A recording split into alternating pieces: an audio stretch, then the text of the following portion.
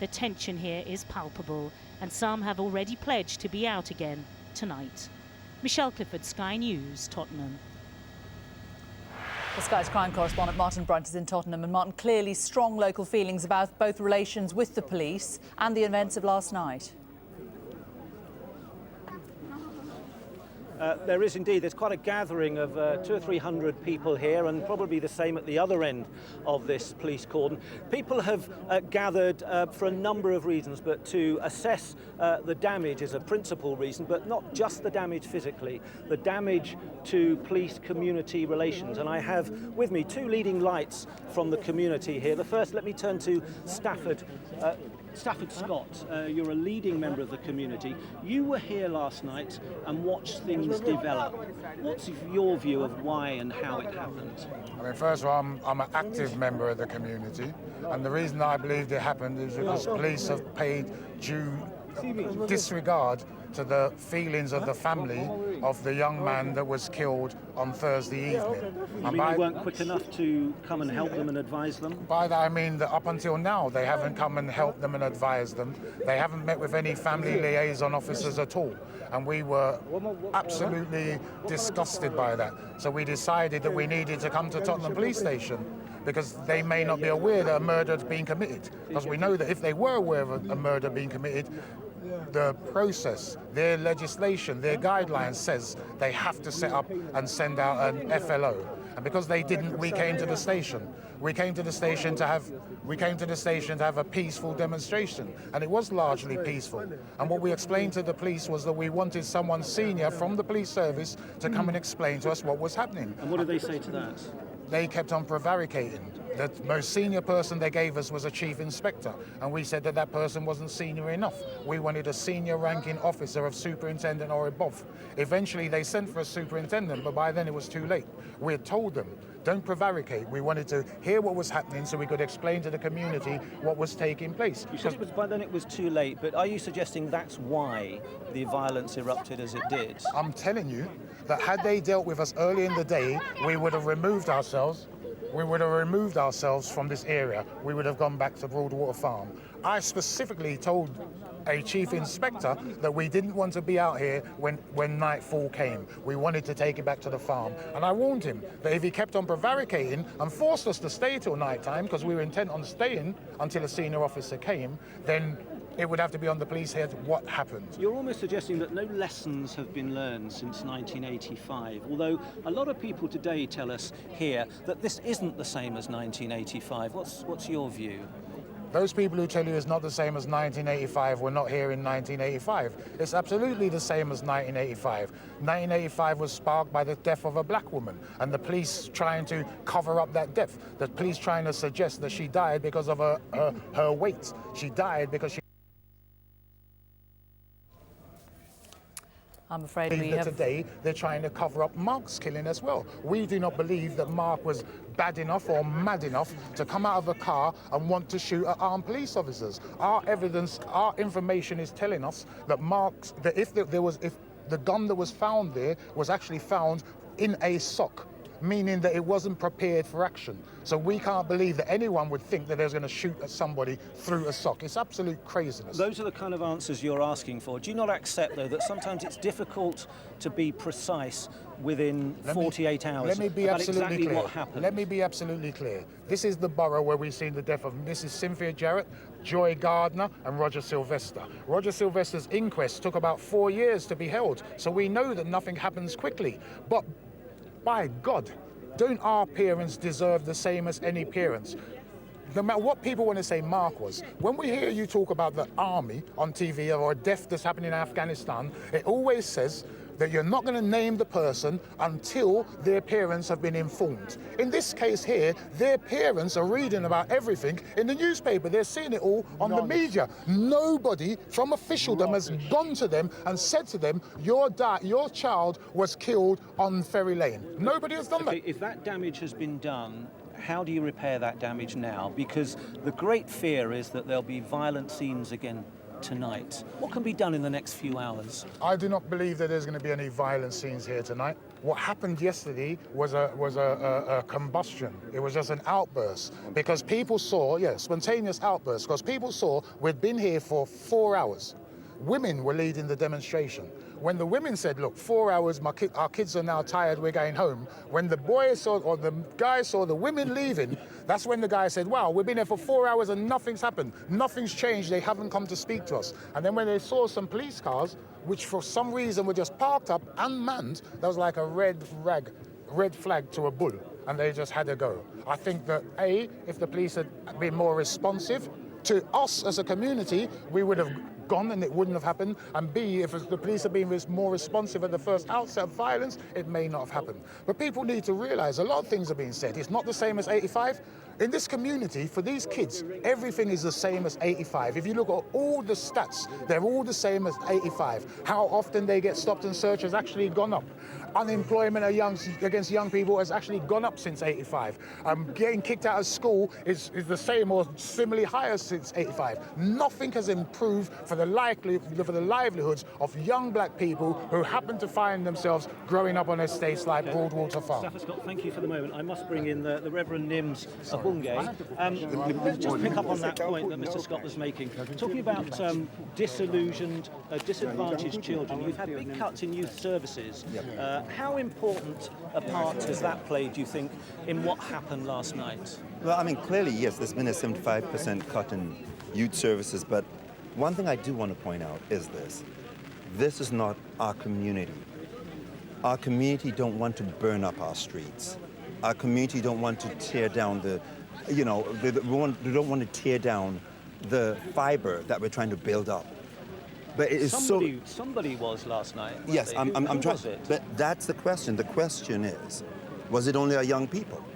The question is, have we understood the challenges our community have been going through over the number of years? I mean, it is sad that 8 officers have been affected. It is sad that we've had the destruction in our community. The post office has gone in so many other places. But I think what is so vital, bringing back Stafford's point, I was here with Stafford, trying to see how we could ensure the family got the appropriate support. That was not provided for. It is right now, I've spoken with the IPCC commissioner. You talked about the way forward. It is important that the IPCC commissioner does what she needs to do in order to give this community answers. And those are what we need to know is what exactly happened. What we need to do is ensure that the independent family liaison officers or management team go to the families, give them that support that they see that they need. It is important that we understand that the young people that are really offended by the death of another young person in this community feel that justice, whatever it might be, is served. But everybody talks today about wanting justice. What exactly do they mean when they ask that? Are you saying truth. That the family... They want truth. The family is still not getting any support from the police? I was with the mother, and she said something to me. She said, how can I tell my children that their father has been killed? She said, I have not yet been able to tell my children that their father has been killed. That got to me. She is a mother of a 10-year-old and a 7-year-old. How can she tell them? Now, she needs support to get that message across.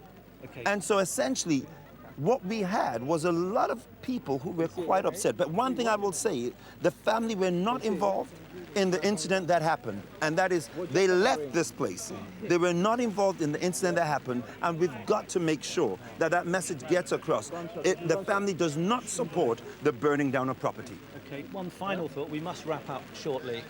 What do you think needs to be done in the next few hours to avoid repeats of that violent level last night? I think one thing about our community is we're a resilient community. We've survived a lot of things, and London's a resilient community. We have to think about rebuilding what already is a broken down experience for all of us. The police need to give reassuring messages. The IPCC needs to give a very strong reassuring message. And ultimately, what we need to do is stand there and be there for our community. And, it is going to... I can't promise, Stafford said it quite candidly, I can't promise that something may not still kick off. Because some people are still, there are some mischievous ones, I'm not going to deny that. mischievous may be the wrong word, but there's some people who are hurting, some young people who feel we've not got a message out there enough. We need to protect them from further destructions. And there is no quick fix. There isn't. That's part of the problem. They keep on looking for a quick fix, there isn't one.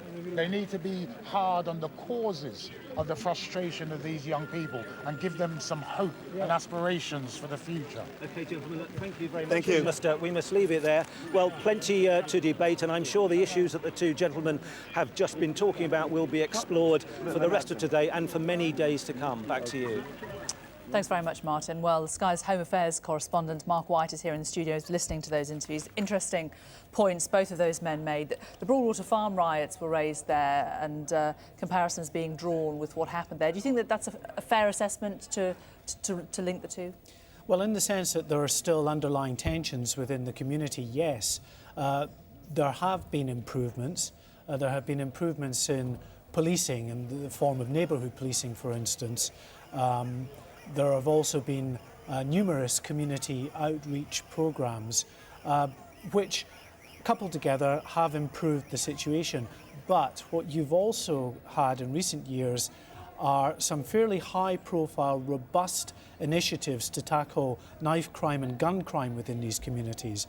And that's meant there have been a significant increase in the likes of stop and search powers, people in these communities claiming that they are unfairly targeted by police officers in these operations. Now that has had the opposite effect of the good work that's been done and has actually increased tensions. All it required was a spark.